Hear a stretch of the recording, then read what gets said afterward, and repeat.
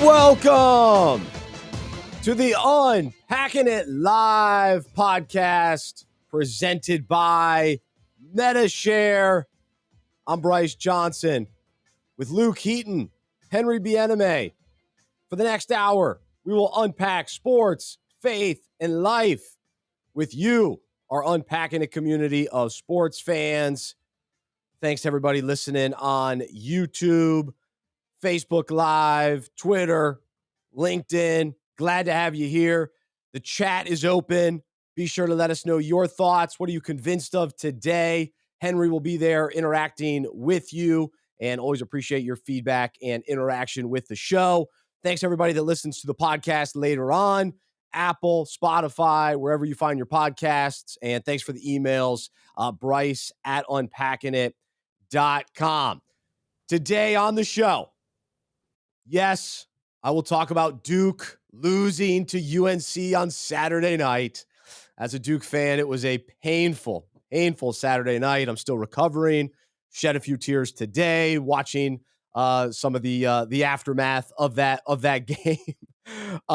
Tears of joy, tears of sadness, and everything in between. So we will do that during our Unpack This segment. So the good news about that loss, of course, Tar Heel fans are loving life today and have been the last couple of days. They're celebrating like they won the national championship. So congratulations to them. They took down the town at Chapel Hill. But the good news is there is a spiritual application for us that we can all be encouraged by today. So we will get to that in just a little bit. We'll have some fun with Tap Drill. As you know, we've been keeping an eye on the broadcasting carousel, and it looks like Kirk Herbstreit has found an additional spot to broadcast. So we'll get into that.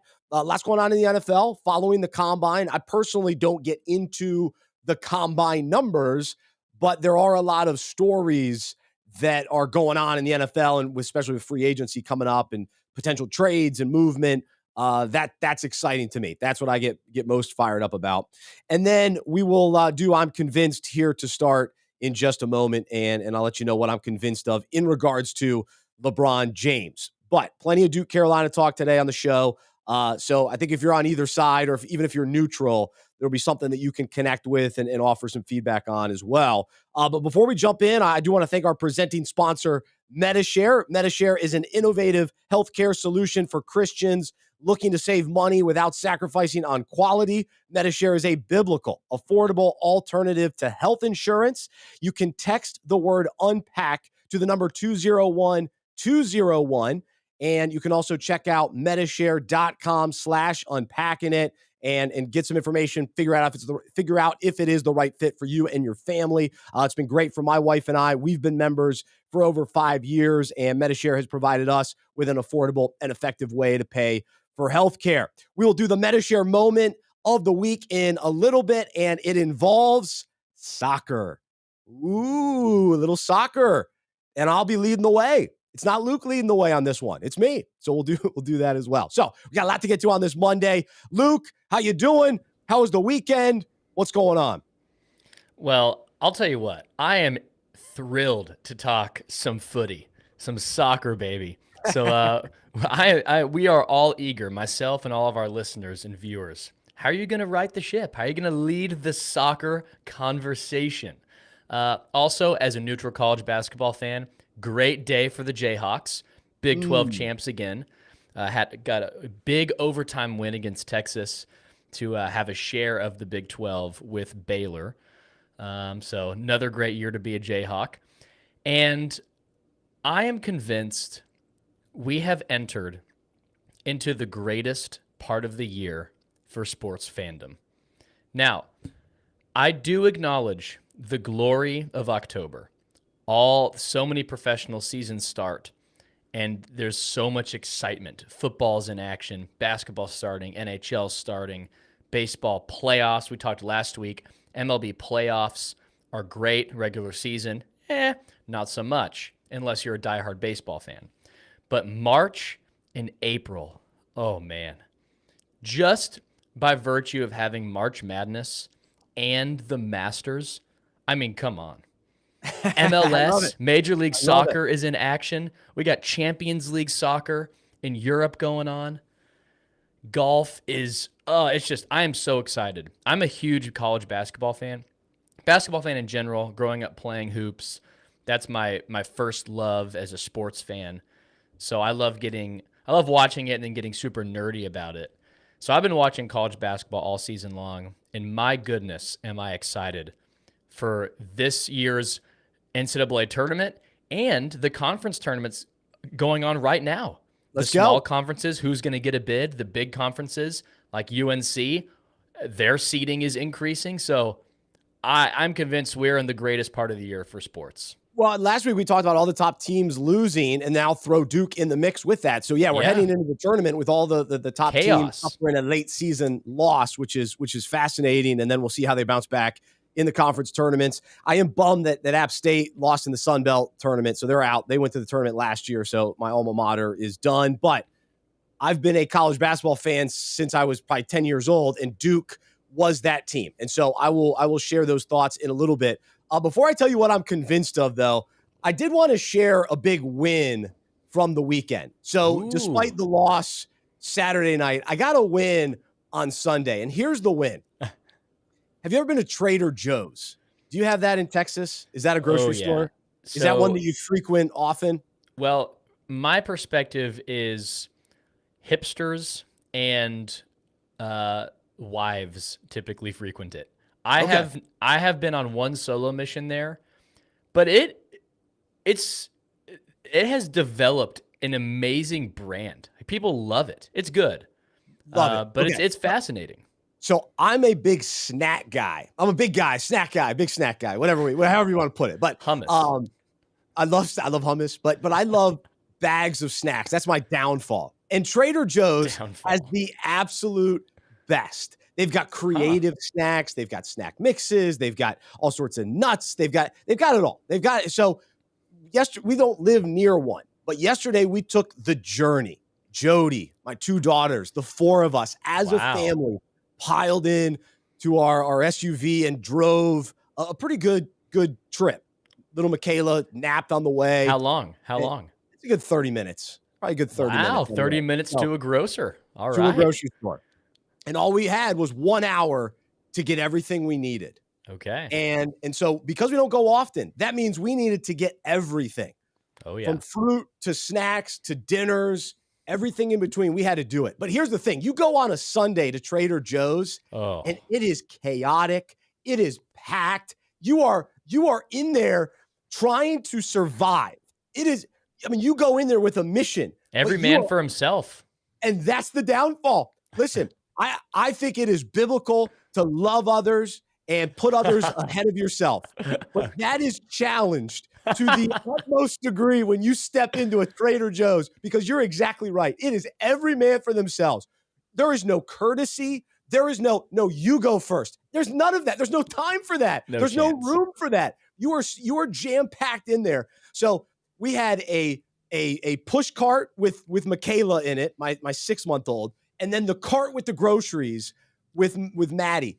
And so the big win, though, is that we survived, and we spent what should have been 2 weeks worth of groceries in one effort, in one 1 hour effort. And I am now stacked with snacks. I was about to say, so you're loaded. I'm ready. I've got Cheetos. I'm good. I got Fritos. I'm in. I've got this little seaweed thing, flavored seaweed. What? I've got it all. So March Madness, the man cave is open. Those of you in Charlotte that want to watch games, I'll be watching games and eating Trader Joe's snacks. And I did that on a Sunday with 2 babies and my wife, and we survived. Your taste buds. Good for us. Your taste buds have no idea the torment that is coming. You're gonna give your taste buds Cheetos and then seaweed. I mean, what is going on here? Yeah, that's a very diverse portfolio there. Very impressive. Praline pecans. So it's all set. So that's the win. But here, I'll get to the Duke Carolina. I know people are, what does Bryce think about Duke? All right, we'll get to it. But here's what I'm convinced too, because Saturday night, following the Duke Carolina game, we saw an incredible performance from LeBron James. Now, the days and weeks kind of leading up to Saturday night, everybody has written off the Lakers. Everybody has kind of said, forget this season. It's over. Now, rightfully so. Rightfully so. It cracked open the door. Even on Saturday, I was with my family and I told him, oh yeah, Lakers are done. Season's over. And I like the Lakers. I like LeBron. But he drops 56 on Saturday night. And here's what it confirmed and what I'm convinced of, because I've been convinced of this almost his entire career. I'm convinced that LeBron James can score whenever and however he wants. And for whatever reason, he chooses not to do that. And he showed Saturday night that he still got it. He still can score however much he wants, however he wants, and whenever he wants. Now, he prefers to get his teammates involved. He prefers not to carry the load night in, night out, which is allowed him to play as long as he has and at as high of a level as he has, now at 37. Now, unfortunately for him, he finds himself with a roster that it just isn't going to win. And so he's got to do even more just to try to win. But I'm convinced it's not sustainable and it's not going to be enough to make the most of this season. And really it's championship or bust at this point in his career. And they're not a championship caliber team, even with Anthony Davis.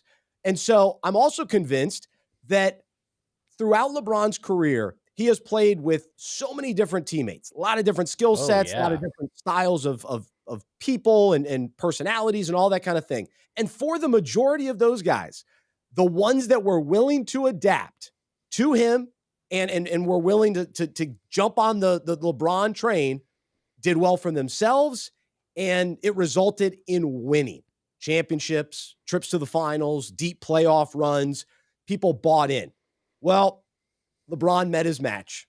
Russell Westbrook is not willing to adapt. Met his match. He's not, it took all these years. What is this, year number 17 or whatever? 2004 he was drafted. So finally in this year, now LeBron has somebody that is taking up so much of the cap space that it really matters. Now, if one of these lesser known players over the years didn't buy in, well, they would just ship him out of town. They trade him at the deadline. They couldn't do that with Russell Westbrook. And so he's stuck with them.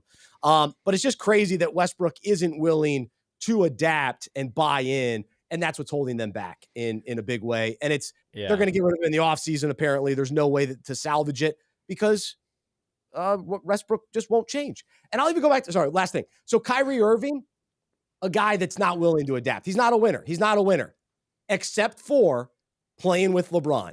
And he was only willing to do it for a short time because otherwise he's not really willing to adapt, as we've seen. It didn't work out in Boston. It's not going to work out in Brooklyn, I promise. It didn't work out at Duke. And so Kyrie Irving, other than LeBron being able to get him to buy in, at least for that one big championship run, and then Kyrie goes, I don't want to do this anymore. I want to try to do it on my own. Well, good luck, buddy. Good luck. And same with Russell Westbrook. It'll be fun when you're playing for the Kings or the Magic. So enjoy. Yikes. All right, there you go. That's what I'm convinced of. Can we just pause and say out loud that 37 years old, 37. When you hear of any other player that's 37, you think, wait, how are they still playing in the league? What team wants them? And yet LeBron is still one of the most coveted players in the NBA. He's 37 years old. And in NBA years, he's 88 years old.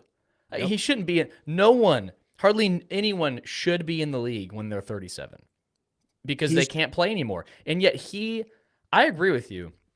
Most nights he can do whatever he wants, which I think is part of learning what the NBA is.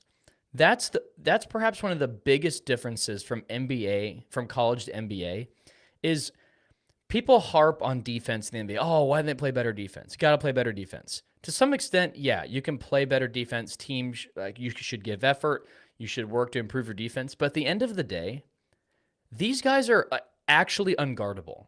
You can't, no matter what you do. You talk to players about Kevin Durant, no matter what you do, he's going to score. He's 7 feet tall and could dribble like a guard. He's just going to shoot over you every time, no matter how close you are to him. Guy like LeBron, he's going to score whenever he wants. Guy like James Harden, he's going to, well, maybe not now, but still now. He's going to score whatever he wants. Like the NBA is especially now where you touch fouls are called, You can't be as physical on defense. It's an offensive game.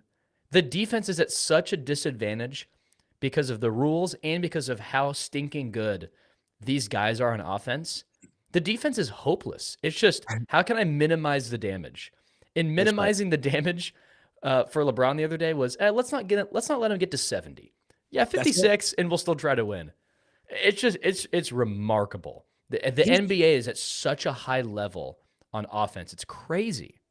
but he's never been motivated by points. It doesn't appear like that. Doesn't seem when you watch him. It's like that's not his main motivation. No, he's not a point and yet he's but he's already top 5 of, scoring all time. Like, that's why people say he's like magic, because, or he's got some magic in him because he's such a great passer. Like, LeBron is one of the best passers of all time. no question. That is No such question. a slept on attribute of him. He is such a good passer. So no, I agree with you. He's not a point chaser. No.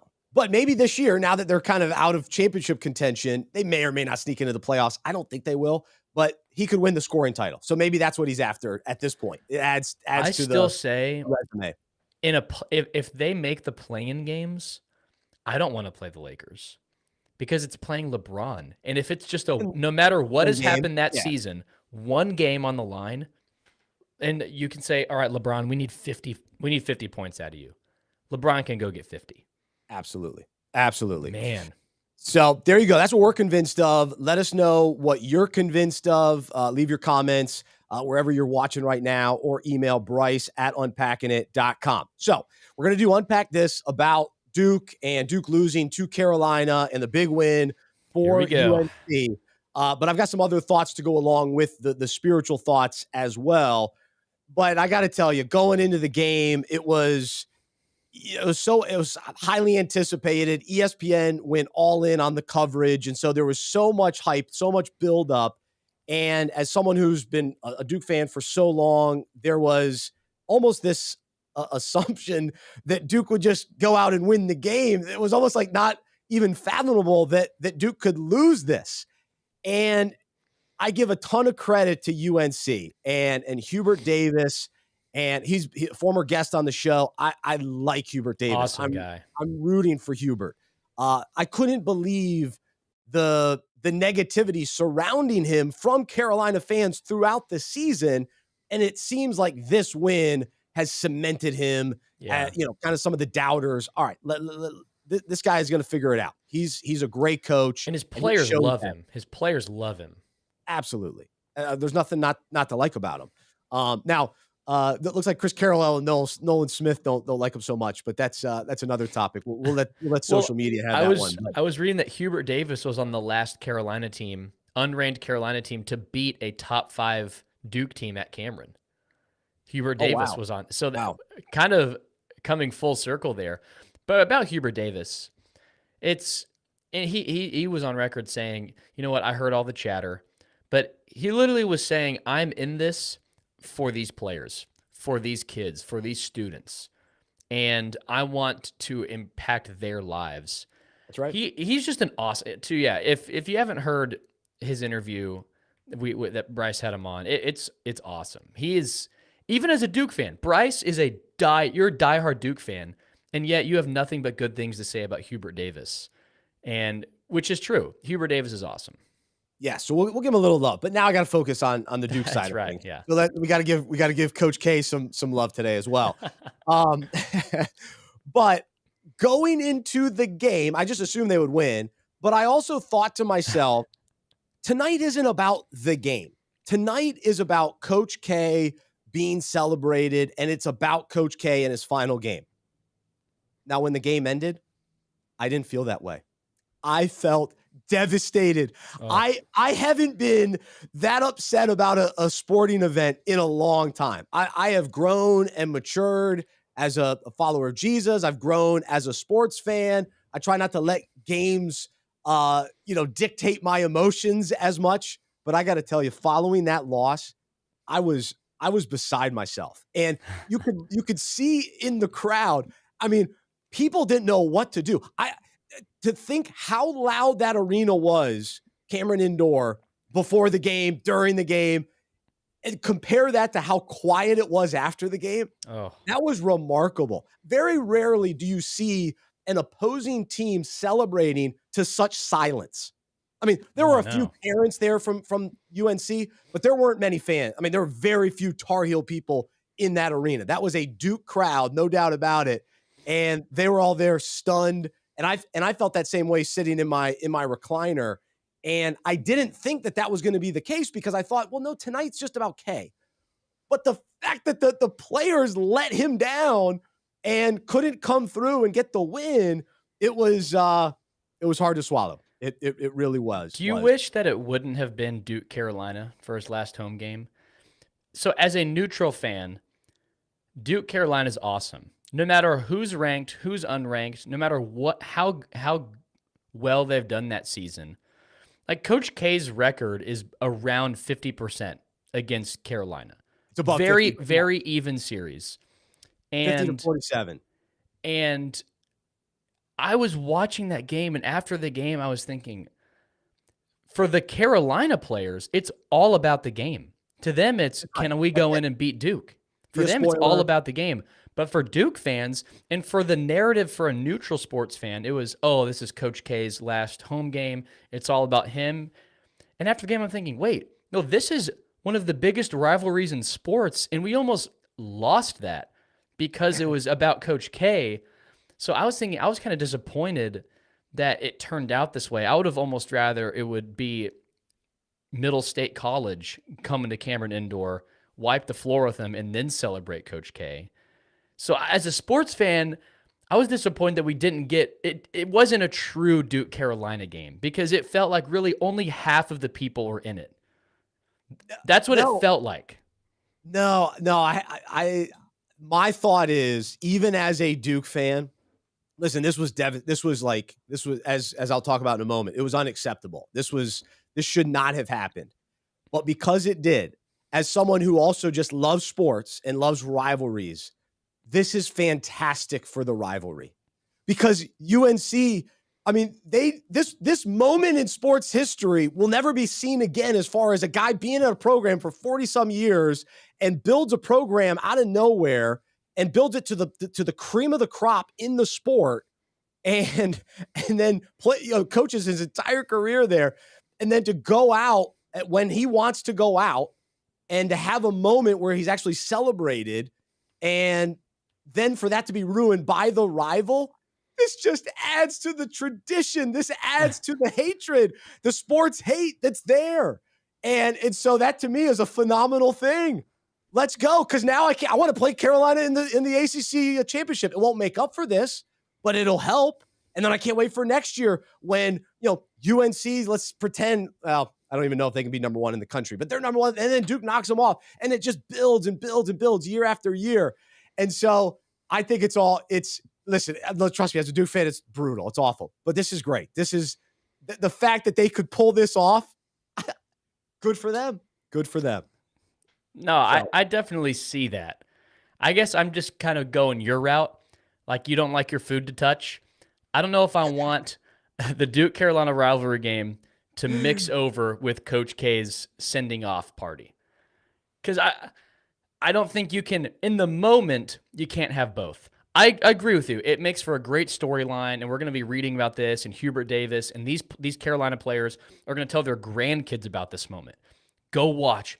I beat Duke. We beat Duke in Coach K's last game at Cameron Indoor. They're going to tell their every person in their family forever. Hey, I'm so and so. I beat Duke Coach K's last game. So I know it's going to happen. But in the moment, I struggled because I couldn't have both in my mind. I wanted to either have one or the other. It did seem like, it really rained on his parade to add that to the cliche. Brutal. Imagine being his players after that game, sitting on the bench. I mean, I would have felt humiliated. Yes. Now they shouldn't. It's a game, but I would have felt humiliated, especially with the 100 former players coming back. Yes. All of that, to be a current player and lose that game to an unranked Carolina. Oh man. Oh. I don't know how I don't know how they could show their face in front of the legends. Like, I they know. let the legends down in a big way. Yeah. Like they built, like, those legends built this program with Coach K. They all played a role in that. And they wanted it to kind of all culminate. You beat your rival in Coach K's final game. We're all here. We Yeah. all celebrate. And you guys couldn't hit a shot with 5 minutes to go. And you Yeah. couldn't stop Carolina at all. So Oh, yeah, man. absolutely. I was watching them come out. I was almost like, no, just stay in the locker room. Don't bother. We don't need you out here. We don't need you. Stay And I in don't there. think Coach K could have enjoyed it. How could he enjoy? I mean, he could, but he must have been fuming. We saw him during the game. He was all over the place. Yeah. No matter what He he was was going to beside be himself. celebrated with, he's still coaching that team. Yeah. So I don't that it didn't work out how we wanted it to. But for Carolina fans, to your point, they're on cloud 9. That's one of the biggest Carolina wins in the Carolina Duke rivalry, probably. It's as good as it gets. Yeah, that was amazing for sure, for them on that side of things. But for us today, I want to look at this story and parallel it to our own lives as we unpack this, and we always take current sports stories, relate them to the Bible, relate them to our own lives. This devotional will go out through email later today, but it goes out Monday, Wednesday, Friday. You can subscribe if you haven't already on our website, unpackingit.com/subscribe. So today's Unpack This. The big takeaway for me was what Coach K said after the game. And so they had this whole program planned, but then he went out and said, no, I got something to say. And that was a hilarious comment where he's like, no, stop, listen up. Yeah. Be quiet, be quiet. But here's ultimately, let's see what he said. He said, today was unacceptable, but the season has been very acceptable, and the season isn't over. All right.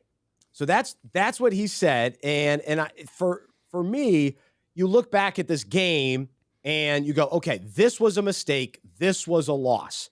And you can ask, the questions afterward. It was like, okay, was the team too distracted? Did they let their emotions get the best of them? Were they unprepared for what the enemy or UNC was able to do to them? Was the night more about looking back on Coach K's career than it was about the present game? Was the team too comfortable after blowing UNC out the first game of the season? Were they already looking ahead to the ACC tournament or the NCAA tournament since they already secured the ACC regular season crown? And did Duke just run out of energy, or was their defense just not good enough? It was UNC more prepared and more hungry for that game, and so. To me, this perspective that Kay had was, hey, it's unacceptable. The season has been very acceptable, and the season isn't over, is absolutely true, because ultimately the best way to finish his career and for the players to honor Coach K is to go win a championship. Yeah. Go win the NCAA championship. And that's the way you really want to finish off a career. Like that trumps even what could have been a cool home game win against UNC. It's about the championship. And so, sure, they're unhappy about the big loss, but their plans and goals to actually go beyond the regular season. Like, it's not just about winning the ACC regular season or even winning that game. It's a setback, but it doesn't have to derail Duke from what they're really trying to do this year. And so today I want to unpack how some of these elements parallel our own lives. And when we set out on our journey of following Jesus, we plan on, it's our goal to win every game, so to speak, for him. We want to live for him, and we want to do what's right, and we want to shine in big moments for him. And although we want to do what's right, sometimes we stumble. Sometimes we lose in a surprising way, and we make mistakes, and we don't come through. We don't follow through. And James 3 reminds us, indeed, we all make many mistakes. For if we could control our tongues, we would be perfect and could also control ourselves in every other way. And so we know we're not perfect. We know we're going to make mistakes. And so when mistakes happen or our plans and intentions don't play out how we thought they would, it can be very disappointing and painful. And we end up asking some of the same questions that I just listed off in regards to the game.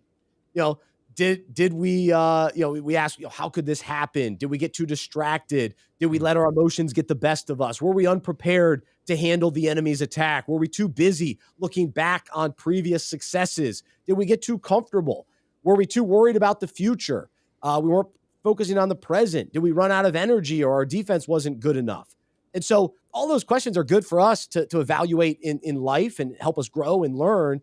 But we got to have a similar kind of mindset to what Coach K said. This can ring true in our own lives. Today was unacceptable, but the season has been very acceptable, and the season isn't over. All right. And so how does this look for us in our own lives? Hey, we confess our mistakes and the sin that's in our life. We agree with God that it is unacceptable.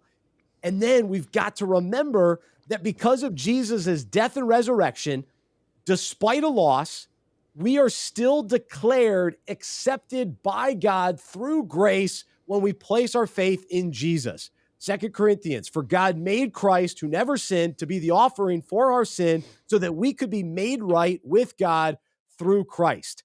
And so we can't allow a loss to derail us for long, because our season isn't over. And God's ultimate goals and plans for us go beyond the regular season. So we may have let him down for a night, but thankfully he is still with us. And so ultimately we can finish our lives on earth victorious. And that's the goal. We want to see Coach K finish victorious from a basketball standpoint, but we want to finish our lives on earth victorious. And the good news is it's already true. It's already true. When we place our faith in Jesus, as it says in 1 Corinthians, thanks be to God who gives us the victory through our Lord Jesus Christ. And so the season isn't over. We've already won. And that's what we cling to, even on the games that we fail, the nights that we mess up, and the mistakes that we make. It's unacceptable, but we're still accepted. And we're still accepted in Christ. And so that's the message. We'll pull from Coach K a little bit for that encouragement. So you can unpack that today. Luke, what do you think? Well, I agree wholeheartedly. And I would say, like, as someone who's followed Christ for many years, and if you're listening, this isn't something new. Like what Bryce shared isn't something new, but it is important to hear all the time. Praise God that it is not up to us on if we're accepted or not. That if we have an unacceptable day or season, however long or whatever that looks like, the fact that we're still accepted as sons and daughters because of God's grace and mercy to us, that is worth repeating and reminding ourselves and sharing with others and praying through every single day. Because it's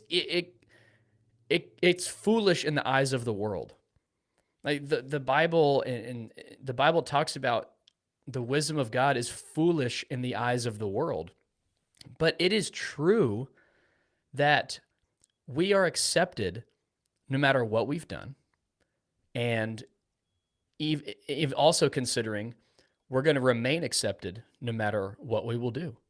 Now, obviously, that does not mean, oh, I can do whatever I want because God's forgiven me.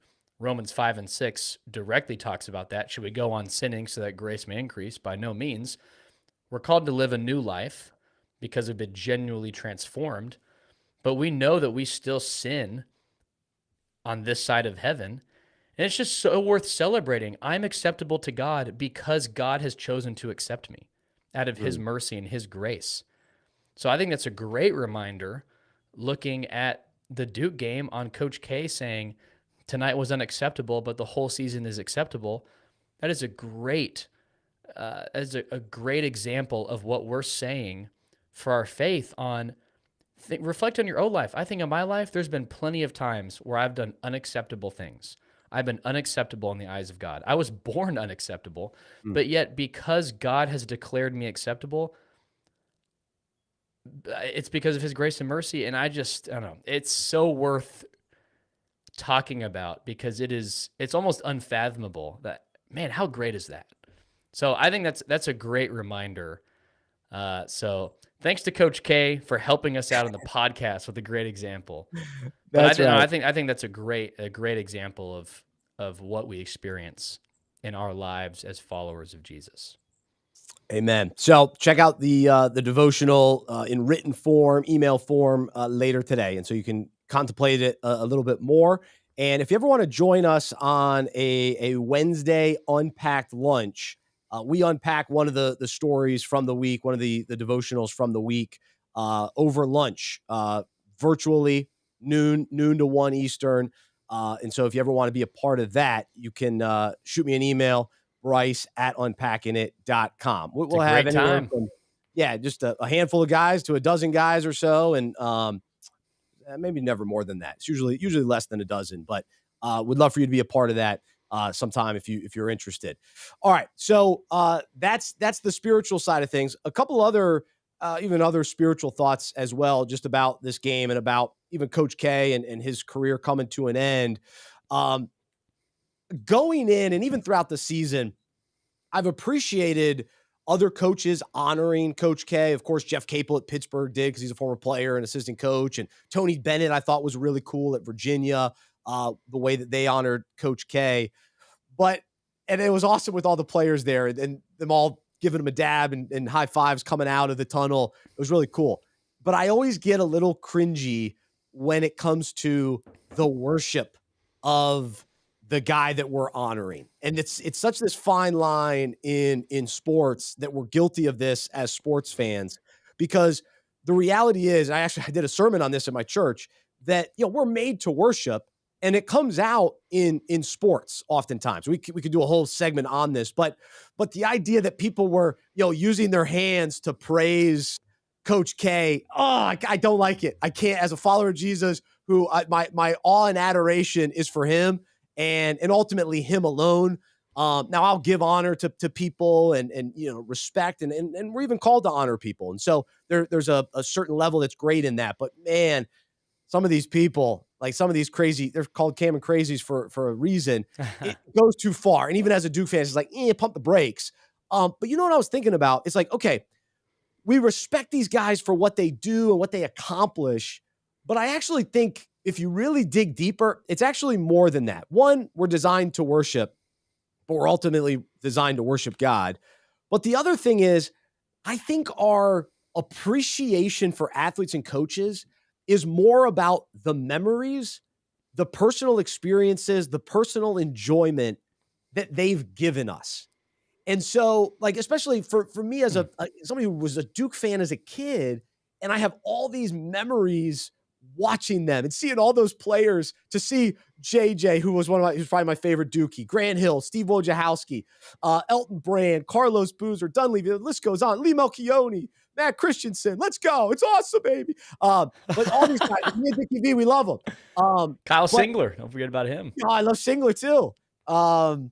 Yeah, I mean, the list goes on and on, but it's the memories, it's the experience. And so it's not even necessarily worshiping them, but it's just like you reflect back on, man, Coach K played a key role in my sports fandom.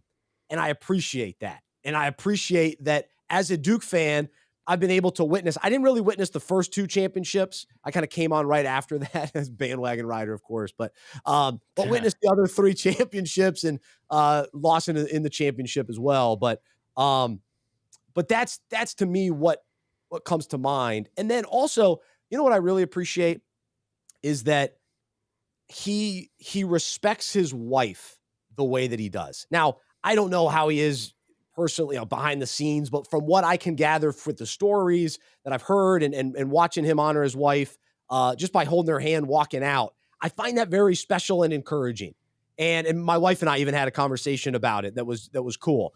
And so even Coach K's, just with his grandkids and his daughters, and he had a moment with his daughters after the game, and that they're involved in the program. He didn't sacrifice his family life. I'm sure there were sacrifices, but he didn't give up a family life. He didn't give up those relationships. He's a great friend. So those are some of the things, we talk about the worship. Nah, we don't worship him. He's a flawed man. He's a knucklehead. He still gets mad at the refs all these years later. He's 75, coaching his last game, and he's worried about a foul call. 75. Wow. Come on, coach, let it go, man. But anyway, those are just a few other things I wanted to get off my chest here on the podcast today. I think it's a fascinating thing to discuss on.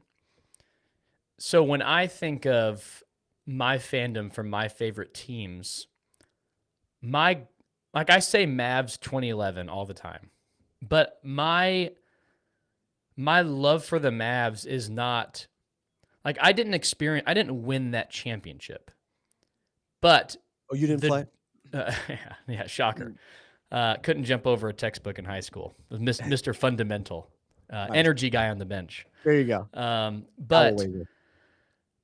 But the joy that it gave me with fellow Mavs fans and the entertainment it gave me and the memories as a sports fan, that's what our teams, our favorite players, our favorite coaches mean to us.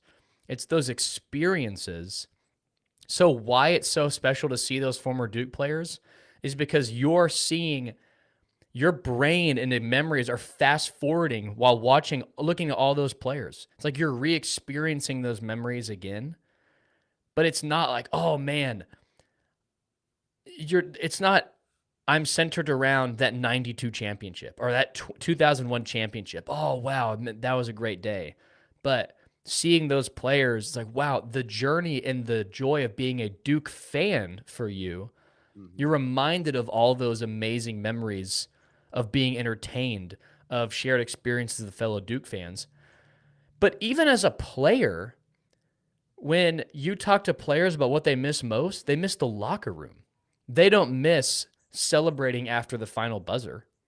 They don't miss the 5 seconds after the final buzzer. They miss the shared experiences with their teammates in the locker room. Oh, if I could just experience the locker room one more time. If I could just experience the bus rides one more time. So there's something about the memories of shared experiences that mean way more than success. And obviously success is fun, but as a sports fan, there's somewhat of a shared experience. And for me, I'm a Kansas fan. I had a shared experience in 2008 winning the championship. I had a shared experience losing to Northern Iowa in the round of 32 in like a few years after that. What was his name? Freakarush. Try to forget it, but yeah, what was his name? I can't think of his name. But do you get what I'm saying? I'm not sure if I'm explaining it clear enough, but to your point, the memories and the shared experiences is what's more meaningful than, watching them cut down the nets. I don't know. I'm trying. It's hard for me to explain my train of thought. It all factors in. But to me, it goes beyond the greatness. Like, that's a factor. And I think that speaks to we're drawn to greatness because we're drawn ultimately to God, who is the greatest, and we settle for sports all too often. But there's also a level of honoring and respecting just greatness in life and excellence that we notice. So there's a part of that. But yeah, I guess to me, it goes beyond how great of a career Coach K had. It's something personal for me, speaking to the experiences that you're mentioning as well. It all goes into that. The anticipation that I know Duke's playing tonight, or every Duke Carolina game that's been memorable, and the conversations you have even with Carolina fans over the years, and walking the middle school halls after a Duke win when I was the only Duke fan in the school. And so all of that. So I thank Coach K for that. He helped facilitate and make all that happen in my career as a sports fan, my life as a sports fan. So. No, yeah, it does go beyond the greatness, because even fans of bad teams still have fond memories of supporting that team. And whoever, not to discredit Coach K, but whoever's playing or coaching for a team, they are impacting memories and shared experiences for fans. So for Coach K to be at a place for 42 years, he was the guy for 42 years. So yes, he was successful in basketball standards, but his longevity 42 years of Duke memories belong to Coach K's leadership, which also makes him great because he was at the helm for that long. So he was able to give to Duke fans, no matter how good or bad they were, for 42 years. Yeah, the consistency and reliability that provides.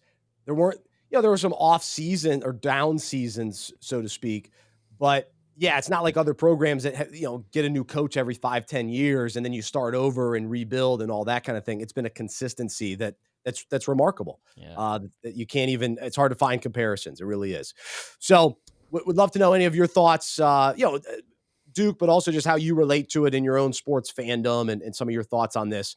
Leave your comments, send me an email, Bryce@unpackingit.com. All right. We spent a lot of the show on this topic, which it's a worthy topic. I didn't even scratch the surface. I got plenty more to say, but we'll stop there for a moment and get to the Medi-Share moment of the week. And speaking of shared experiences, something special happened in Charlotte it was Saturday night. It was actually kind of during the game, during the Duke Carolina game. So of course I was in on that, but the rest of the city was all in on the debut of a Major League Soccer team, Charlotte FC. Oh yeah. So this is a fascinating story, and there's actually a lot to unpack with this. And I'll share the moment of the week. So the moment of the week is the fact that the fans of Charlotte, and actually people drove in to be a part of this, they set the record for like the inaugural debut, and I think it was even like records for MLS attendance period. It was just an unbelievable crowd showed up for this first game. And then, there's always going to be issues your first game, right? So the issue was the national anthem microphone. During the national anthem, the microphone went out. So guess what happened? The crowd, this record-setting crowd, in unison sang the national anthem for the debut game. I mean, you can't make this stuff up. I mean, this is incredible. So you've probably seen it. It's gone viral. It's definitely worthy of the Medi-Share moment of the week. And so I'm very proud of the city and this new, this new team, this new fan base that is building. And I got to tell you, the excitement for this fresh start is remarkable. Now, I moved here just after the Hornets got here, but Hornets fans in the 90s were setting records for attendance. So this is a great sports town, and it's just intriguing to me that it's soccer at this point. And it almost seems kind of like the younger generation's really into it. And the Panthers, like I've told you before, we've got such a hybrid fan base here, meaning a lot of people move to Charlotte and they're fans of other NFL teams. Ton of people from the Northeast, right? Moving down. Oh yeah. For everywhere. To Charlotte. Ohio. Everybody's here. Everybody's here. So we got fans of everybody around town. We still have a lot of Panthers fans, but when visiting teams come, I've talked about, they take over. But to now have this new franchise that everybody can kind of connect to and rally behind is a unique opportunity that cities don't get very often. And especially at this stage of kind of sports, that's one of the leagues that actually is growing. So anyway, so they get a big crowd, they get to sing the national anthem. The Charlotte FC did not win the game. LA Galaxy won, but that's pretty cool. So check out Medi-Share.com/unpacking it. Thanks to Medi-Share for being our presenting sponsor and the sponsor of that segment. So what are your thoughts? What are your questions? Soccer is king. Time to jump on board. We don't talk a lot of soccer, but I am a diehard soccer fan. Big fan of my Chelsea Blues, currently champions of Europe. FC Dallas fan, since I'm in Dallas-Fort Worth. That is the local team that I support.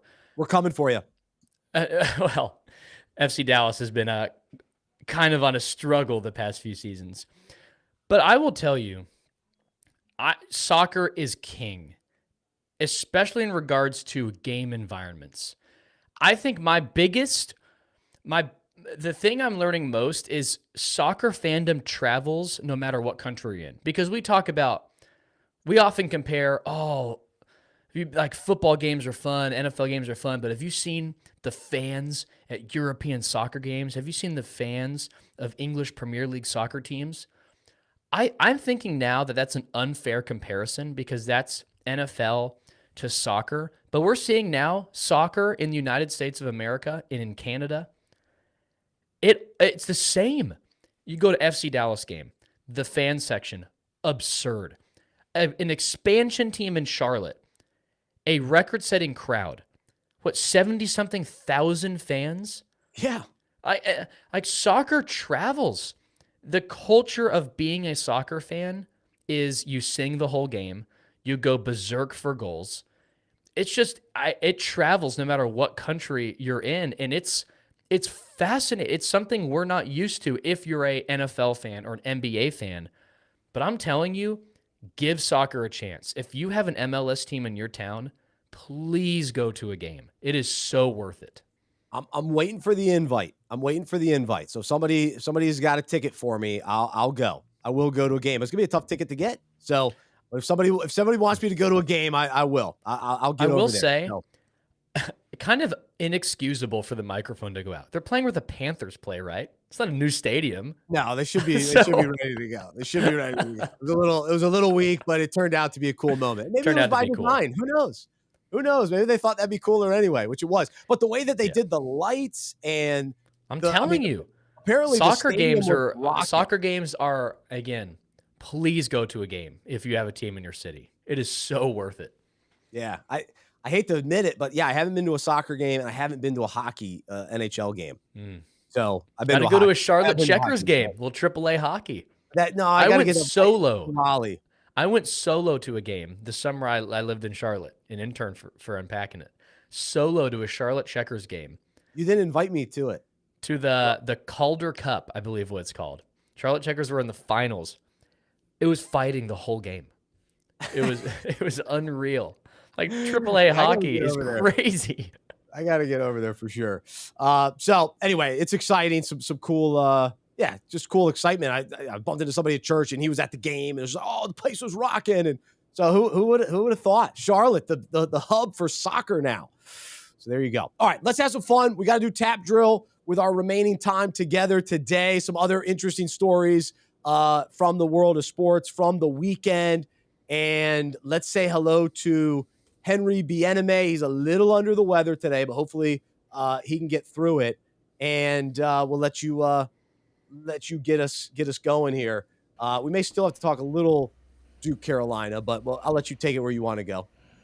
All right, boys. Glad to be back with you today. Let's actually stay with UNC Duke. Now, we all know about the Duke UNC rivalry. Did you guys pay attention to what happened in the quote unquote the handshake line? One of the Duke assistant coaches would not shake the hand of of North Carolina head coach Hubert Davis, which seems to me that Duke, even after Coach Krzyzewski retires, that the Duke UNC rivalry is still going to be alive. Duke is still going to hate UNC. Tar Heels are going to hate the Blue Devils. That rivalry will go beyond Coach K. So my question to you boys is this. If you can, find me a better rivalry than Duke UNC. Yeah, I mean, I'm biased, of course, but to me, it always delivers. And the fact that throughout K's career, he's 50-47 shows you that it's a toss-up every game. You throw out the records, and it doesn't matter if you're on the road. It doesn't matter what happened the first game. It doesn't matter. And so that's what all you can always count on, at least one of the games delivering. There are some some blowouts, like Duke blew out UNC the first game, which ended up not being a great one. But this was very entertaining, competitive. Of course, all the pomp and circumstances we like to say on the show. But it still delivered. It really did. Well, what sets it apart is they're 8 miles apart, the campus. If your rival is located 1,000 miles away, even if it's a great rivalry, you're showing up to school and there's no opposing fans. You're all, and you live in the community, you're all wearing your team's colors, your team's logos. But Bryce, when you're saying you're going to school, there's Duke and Carolina fans at every middle school, every high school. Now, it's maybe lopsided depending on how close you live to the campus, but them being 8 miles apart, that makes the rivalry that much greater, is because all the fans of both teams live together, which makes it so cool. And like Charlotte, we're right in ACC country. So a lot of grads, I would say mainly UNC grads, live in Charlotte. But then we grow up, I didn't have family connected to either school. So I just got to choose which one. And I was drawn to Duke over Carolina. So I rooted for Duke. But then you have buddies that are the opposite. And a lot of my friends went to UNC. And while I was at App State, I was all in on the Mountaineers. But my fandom kind of grew over the years. It waned a little bit for Duke while I was in school, but then kind of coming out, I still love my alma mater, but my Duke basketball love has remained because it's long. It's a long love affair with Duke basketball. It really is. I know. Now we're gonna get Shire versus Davis. I like it. It'll be interesting. Neither of them had a head coaching job before. No, they were just groomed assistants. And we're going to see. That's kind of fascinating. They both are going the same direction. Let's just have an assistant prepare them and give them their first head coaching job, filling the shoes of two of the greatest college basketball coaches to ever do it. So they're mirror images of each other, which adds to the rivalry greatness. It is good timing.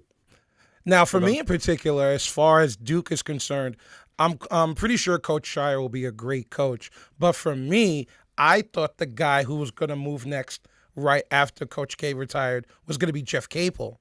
And then he wound up taking the job over at Pittsburgh. So for me, I thought it was going to be Jeff Capel that was going to be there. And I wanted to see Jeff Capel versus Hubert Davis because those were the guys that I knew and those were the guys that I grew up with. So it'll be interesting to see how the new head coaches, when they step up, or at least when Shire becomes the head coach next year, to see exactly how he keeps the rivalry going, quote unquote. And on a side note, I didn't actually have, because living in New York City, we have colleges in New York City. We have Columbia, we have St. John's, and when I was a kid, I grew up a St. John's fan only because we cheered for Chris Mullin. Chris Mullin was an alum there. But when I grew up and I moved to Connecticut, I got immersed into UConn.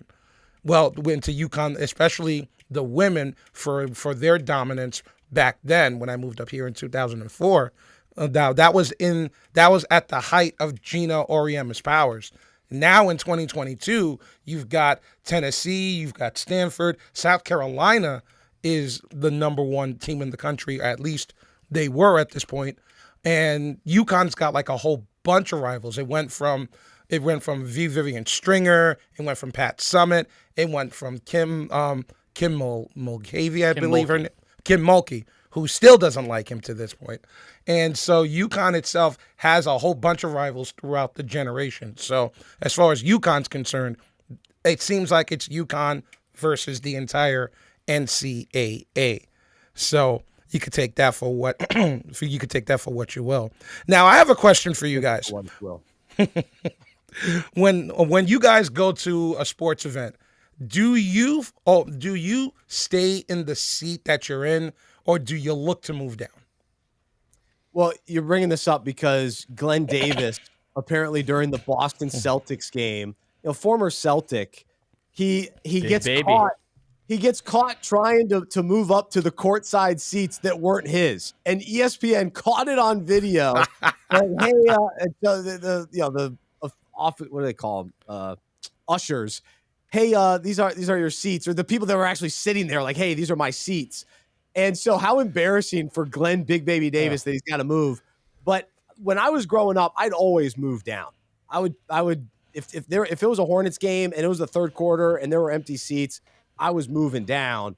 Now at this point in my life, I'm not sure the integrity behind that, so it's probably questionable. I don't think I would do it the same way that I used to. Again, because I've grown. But I understand the thought behind that. It's like, no, you got to move down if there's empty seats.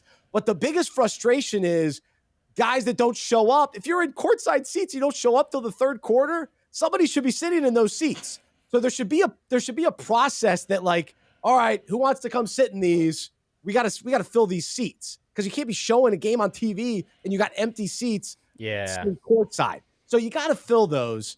But trying to be sneaky and all that kind of thing, I try to be a little better than that at this point. But anyway, I can't claim that I never did. I can't. I used to try, but I'm so big and I have red hair. I got caught every single time. I couldn't do it. My friends would sneak on down. I'm like, wait, what? So if you're an usher and you see high school guys sneaking down, you got to let them do it, right? If no one is showing up for the game, let the people move down, right? Yeah. As an usher, like if it's the third quarter and there's a ton of seats that are empty, should we force the people with their backs to the wall at the very top level to stay there when the bottom bowl is empty? Yeah, to me, it's like, just let them move down. Yeah. All right, everybody, we're all moving down. If they didn't fill, people didn't show up even though they paid for these seats, we already got our cash. So come on down. Yeah, especially if I'm looking to buy tickets online and it shows that those tickets are bought, because they all are, and then they're just being resold. Like, it's not like I could have just bought that ticket in the first place. I was buying tickets, the only ones available. So I don't know. If I was an usher, I may turn a blind eye to that. But we're also talking about a former player at the team well, that he played for. That was that funny. just makes no sense. Why? Yeah, I mean, that's crazy. What are we doing here? Like, why is Big Baby Davis having to pay for a courtside seat? I mean, shouldn't he be the guy hanging out in the tunnel? Is he beloved? Is he beloved? That showed that him having a courtside seat and then having him moved shows how beloved he actually is, or lack thereof. But Bryce, if you do it now, and Luke, you'll find this out, the best place to move down is at a baseball game, because the stadiums are so big and not everybody goes to every single baseball game.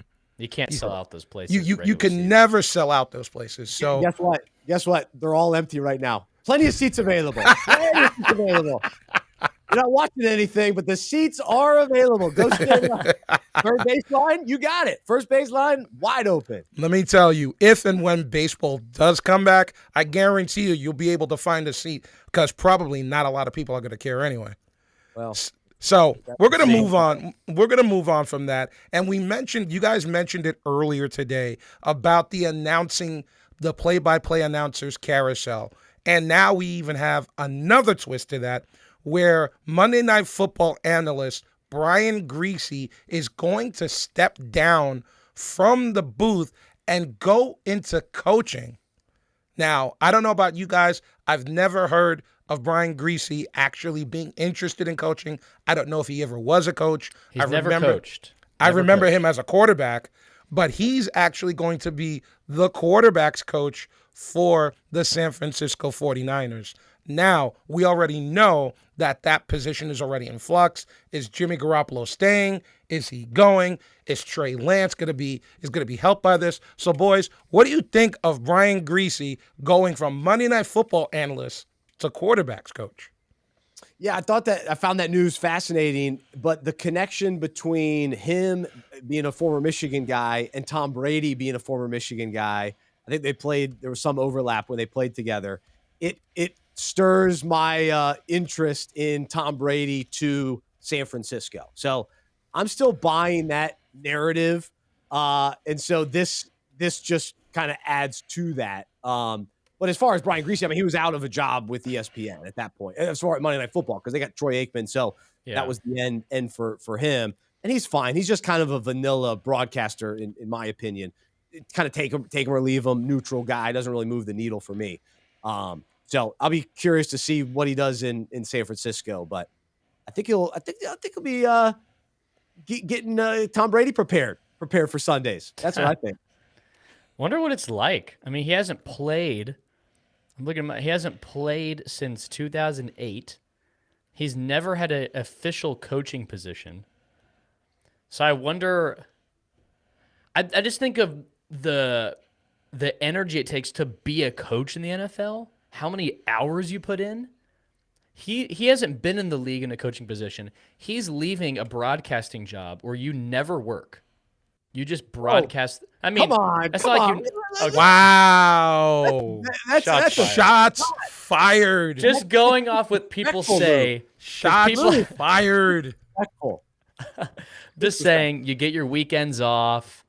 Obviously you're prepping. It's a hard job. Okay, it is a hard job in the moment, but the amount of days you work, it's much different than the hours and hours and hours and hours and hours he is about to put in as a quarterback's coach. Holding That's the the big clipboard jump. for Tom Brady. Come on. He's going into an easy gig. Got an easy gig. Let's go. But it's probably got to be a pay cut. I bet he makes less money. He was probably making good money at Monday Night Football. So as a positional coach, Do you think he was making good money on Monday Night Football? Make a ton. I don't know if he really needed the money, to be quite honest with you. Well, he did all right in the NFL. Well, if you play that long, then if you You take said he care, played if until you take care of 2008, right? business, you shouldn't. But you never know. Yeah. Now, All keeping in, and Bryce will do one more, and keeping in with the coaching carousel, it was just announced within the last 24 hours that Kirk Herbstreit is actually going to leave ESPN, and he's going to be doing games for Amazon for the NFL on Thursday nights. Now, we've seen Kirk Herbstreit call games for college. We've even seen him call a couple of games on the NFL level. So what do you guys think of Kirk Herbstreit as a primary play-by-play guy? This is quite the turn in the broadcasting carousel, and I do not think this is the best option for the NFL. Kirk Herbstreit is a college football guy. He's a college football analyst. He didn't play in the NFL. He didn't coach in the NFL. This to me, actually, I'm gonna get fired up about. I think it's ridiculous. I think it's ridiculous that they're making a big deal about Amazon Thursday Night Football, the big brand of the NFL, and they're bringing on Kirk Herbstreit, who's a wonderful broadcaster, a wonderful analyst. He's the cream of the crop in college football. But he's a college football guy, and I understand he knows all these players because he watched them in college, but it's still different. It's just a different sport. It's a different game, and I think you could do better. I think there's other guys that are out there that have the NFL connections and have deeper NFL relationships. And maybe I don't know Kirk's relationships in the NFL. Maybe they are strong, but he's focused on Saturdays. He's doing College Game Day. So now we're going to try to squeeze all we have out of Kirk Herbstreit on Thursday night and then to turn around again on Saturdays. It's just unnecessary to me. There's other guys. We don't have to double dip on Kirk Herbstreit. Don't double dip the chip. No, we don't Just need dip it. Now, and end it. Now, you could challenge me on this because Charles Barkley does college basketball, right? He doesn't know anything about college basketball because he follows the NBA all year long. And during March Madness, we know he doesn't know the players' names and all that. Only during March Madness. That's the key. And he only does it during March Madness. But I love him, and he's great. And he could be doing hockey broadcasting. I don't care. Put him anywhere. Put him on every night. Put him on CSI. Put him on Law and Order. Put Charles Barkley everywhere. CSI. I'm watching. Put him on The Masked Singer. Make him a judge. That's right. I'm in for that. I've been watching Ken Jeong on I Can See Your Voice. Another good show. You are all in on those shows. Yeah. Ken Jeong, he was at the Duke game. That was fun.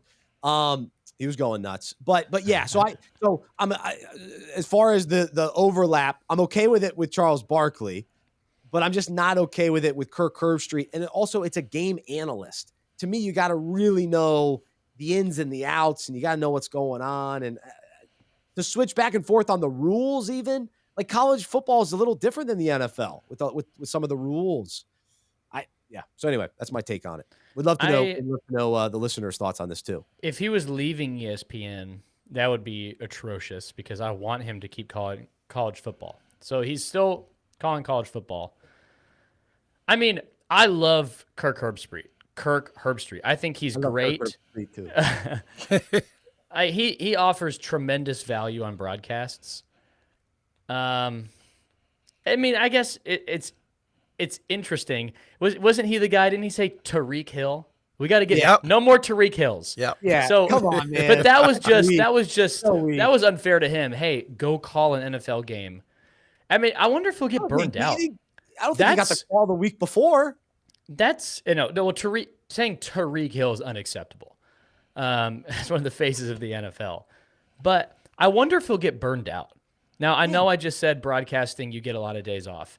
But to go from prepping for an NFL game and then traveling and then immediately having to prep and do college football games on Saturday, that must be exhausting. It has to be about the money. Maybe not. Maybe he wants to be in the NFL. I don't know. I don't know. There's just too many players too. Like I think basketball. I was even thinking about. All right, Grant Hill does college basketball and the NBA, but everybody loves Grant Hill, and he can do anything. He's another guy. You put him anywhere, I'm in. But I think there's less players. Like you can kind of know the NBA. You can know all the players, especially if you've been around. And then I mean I think it's a little bit easier to juggle. But college football and the NFL and the weight of those like broadcast booths and the millions of people that are watching that. Even though it'll be less on Amazon because it's streaming, but who doesn't have Amazon Prime at this point, right? You got to have that's a great question. That's a good point. Prime's a no-brainer. That's a good point. That's an easy one every year, whatever that cost is. But anyway, all right. So, well, hey Henry, thanks for playing hurt today. A little under the weather. Get better. We appreciate you, man. Luke, fun show. Congrats to Kansas. Big win over the weekend. But, hey, it's only the regular season. It's all about the conference tournaments and then leading into the NCAA tournament. And get this, next Monday, we'll be breaking down the brackets, baby. It'll be all in on March Madness. Let's go. Let's go. Selection Sunday. Oh, I cannot wait. We'll have an Unpacking It bracket challenge. So keep an eye out for that. Let's do it. Yeah. Last year was fun. Yes. I started off strong. And then quickly regressed. So maybe this year's my year. There you go. You got to go. I've never had a big year. I'm not a great bracket predictor. But do you remember who won it last year? Cousin Brian. Yeah. Oh, that's right. In Philadelphia. Yeah. Brian's a sports machine. He is. So shout out to him. All right.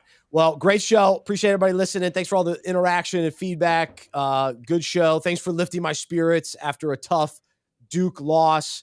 Like I said earlier in the show, I got the Trader Joe's win. So still feeling good following the weekend after that. But appreciate everybody. I'm Bryce. I'm a sports fan who follows Jesus. I believe in the good news that he died on the cross for my sin. He was resurrected, and through faith, I've been saved by his grace. I hope that is true for you as well. And I hope you'll join me as we live life as sports fans who follow Jesus together. Make sure you subscribe to the Unpack This devotional. Today's topic was really about grace, and even on the nights that we let God down, we have mistakes, we stumble. His grace remains, his love remains, and so we cling to that today. Have a great rest of your day. We'll talk to you next time right here on the Unpacking It podcast, presented by Medi-Share.